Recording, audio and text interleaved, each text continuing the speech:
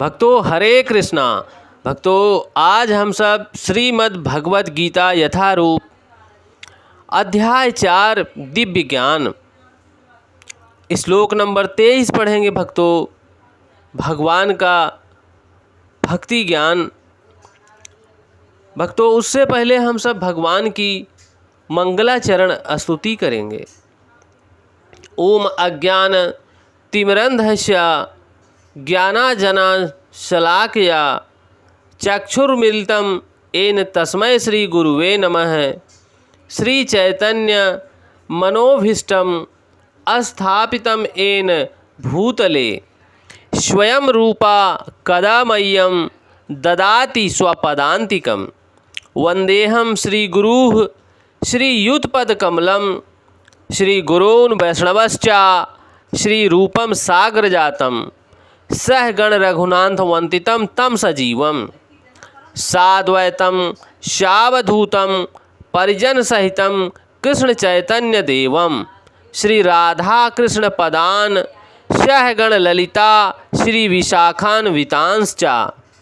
हे कृष्ण करुणा सिंधो दीनबंधो जगत्पते गोपेश गोपिकाकांत राधाकांत नमोस्तते। तप्त कांचन गौरांगी राधा वृंदावनेश्वरी वृषभान सुते देवी प्रणममि हरिप्रिये। वाञ्छाकल्पतरुभ्यश्च कृपा सिन्धुभ्येव एव च पतितानां पावनेभ्यो वैष्णवेभ्यो नमो नमः। नमः ओम विष्णुपादाय कृष्णपृष्ठाय भूतले श्रीमते भक्तिवेदांत स्वामिन इति नामिने। नमस्ते सरस्वती देवी गौरवाणी प्रचारिणे निर्विशेष शून्यवादी पाश्चात देश तारिणे। हरे कृष्णा कृष्ण कृष्णा हरे हरे हरे राम राम राम हरे हरे।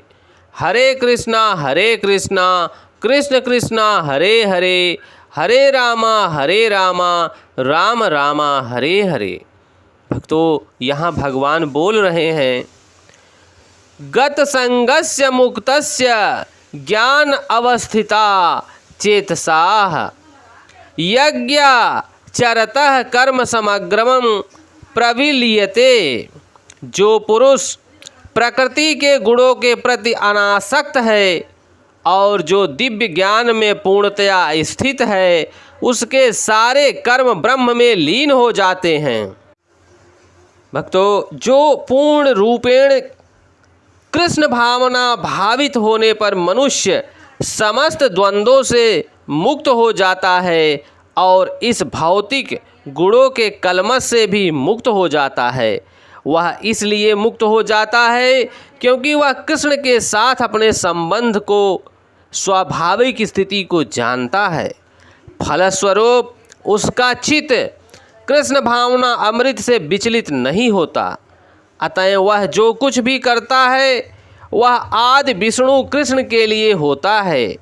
अतः उसका सारा कार्य यज्ञ रूप हो जाता है। उसके सारे भौतिक कार्य यज्ञ रूप जैसा हो जाता है भक्तों, क्योंकि वह मनुष्य वह व्यक्ति कृष्ण भावना भावित है।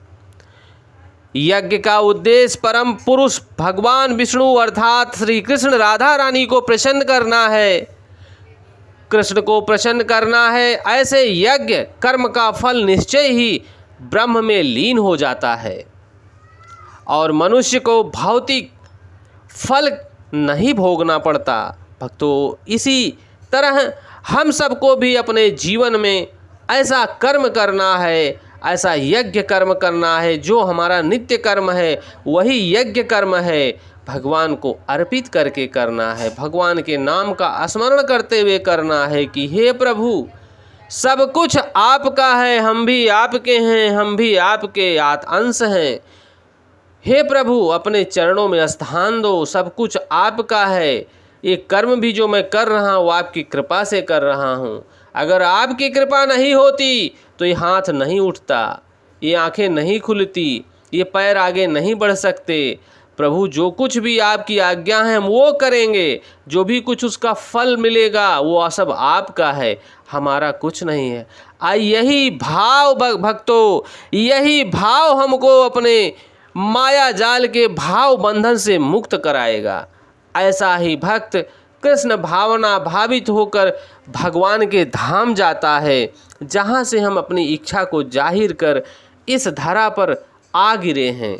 इस प्रकृति के 3 गुणों में फंस चुके हैं भक्तों, तमोगुण, रजोगुण, सतोगुण।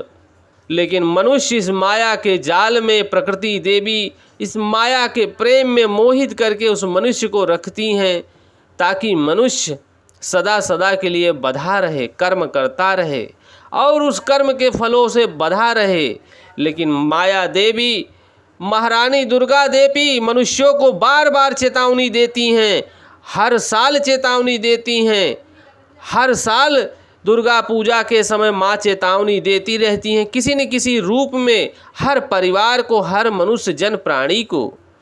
9 दिन के नवरात्रे के रूप में मैया आती हैं, मनुष्य को बार बार चेतावनी देती हैं कि प्रभु की तरफ अपने मुंह को करो, प्रभु को देखो, प्रभु को पहचानो, जहाँ से तुम आए हो अपने परम पितम परमेश्वर माता राधा रानी को पहचानो और उनके तरफ देखो कि तुम उनसे लड़के झगड़ कर इस माया नगरी में भोग भोगने आए हो। कब तक भोगोगे, कब तक भोगोगे? लेकिन मनुष्य इस क्षणिक भोग के लिए इतना अत्यंत व्याकुल रहता है कि पुनरपि जनरपि पुनरपि मरणम, बार बार यहीं जन्म लेने चला आता है, बार बार यहीं मरता है।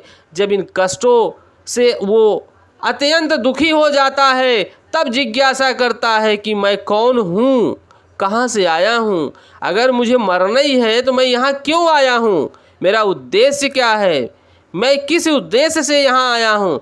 तब वह गुरु की शरण लेता है भक्तों। जो मनुष्य परंपरा व्यवस्था गुरु परंपरा से ज्ञान को ग्रहण करता है, गुरु की शरण लेता है, वह भगवत भक्त बनकर भगवान के धाम जाता है, जहाँ से वह आया है। क्योंकि हम सब भगवान के नित्य सेवक हैं, भगवान के नित्य अंश हैं। अपनी इच्छा जाहिर किए और हम सब इस माया नगरी में आ गिरे भक्तों। तो ऐसा हम सबको कोई कर्म नहीं करना है कि इस कर्म के पास के जाल में बंधते चले जाएं, फिर हमको यहीं आके उस कर्म को निभाने के लिए पता नहीं कौन सा शरीर लेकर जन्म लेना होगा।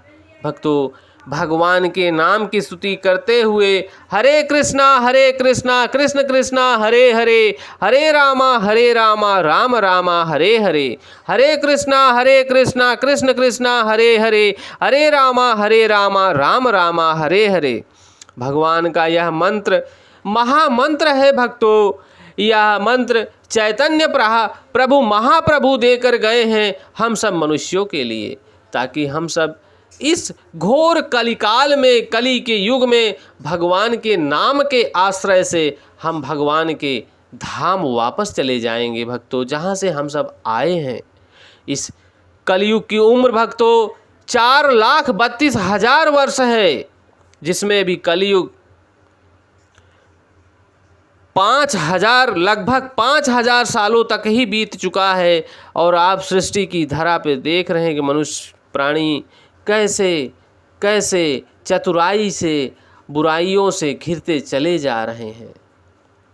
ये गंगा मैया तभी तक रहेंगी जब तक इस पृथ्वी पर भक्त रहेंगे, ऐसा शास्त्रों में वर्णित है। भगवान की मुखबिंदु से शब्दों का वर्णन हुआ है। शास्त्र बोलते हैं कि मैया गंगा तभी तक रहेंगी इस पावन पृथ्वी पर जब तक भक्त, भगवान के शुद्ध भक्त गंगा मैया में स्नान करते रहेंगे। क्योंकि जब तक भक्त पृथ्वी पर हैं भक्तों, तभी तक गंगा मैया भी हैं। जब भक्त नहीं रहेंगे तो गंगा मैया विलुप्त हो जाएंगी। ये शास्त्रों में वर्णित है भक्तों। क्योंकि आप जरा सोच कर देखो कि इस घोर कलिकाल में, कली का युग 4,32,000 वर्ष है, अभी तो 5,000 लगभग वर्ष बीते हैं कलिकाल के।